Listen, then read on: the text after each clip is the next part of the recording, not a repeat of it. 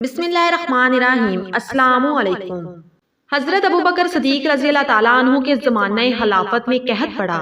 حضرت ابوبکر صدیق رضی اللہ تعالیٰ عنہ نے مخاطبین سے فرمایا، تم لوگ شام نہ کرنے پاؤ گے کہ اللہ تعالیٰ تمہاری تنگی دور کر دیں گے۔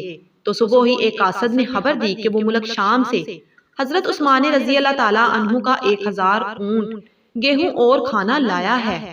صبح کو گلے کے تاجر حضرت عثمان غنی رضی اللہ تعالیٰ عنہ کے پاس گئے اور دروازے پر دستک دی۔ حضرت عثمان رضی اللہ تعالیٰ عنہ ایک چادر اوڑے ہوئے نکلے جس کے دونوں کنارے مونڈوں پر پڑے ہوئے تھے۔ تاجروں سے کہا، آپ کیا چاہتے ہیں؟ تاجروں نے کہا، ہم کو یہ خبر ملی ہے کہ 1000 اونٹ، گیہوں اور کھانا آپ کا ملک شام سے آیا ہے۔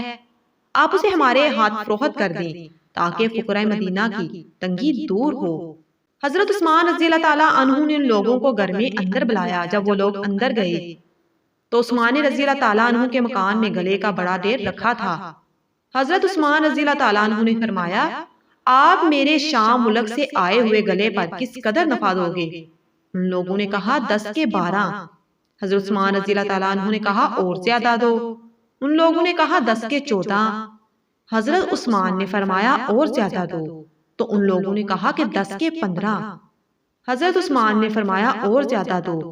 ان لوگوں نے کہا، ہم لوگ تجار مدینہ یعنی کہ سب موجود ہیں، اس سے زیادہ کوئی آپ کو نہ دے گا۔ حضرت عثمان رضی اللہ تعالیٰ عنہ نے اس سے فرمایا کہ تم مجھ کو 1 درہم پر 10 درہم نفع دو گے؟ انہوں نے کہا، نہیں۔ تو حضرت عثمان رضی اللہ تعالیٰ عنہ نے فرمایا، اے گروہ تجار، تم لوگ گواہ رہنا کہ میں نے فقراء مدینہ کو تمام گلا صدقہ میں دے دیا، یعنی اللہ تعالیٰ مجھے 10 گنا اجر دیں گے۔ سبحان اللہ۔ مزید ایسی ویڈیوز کے لیے چینل کو لازمی سبسکرائب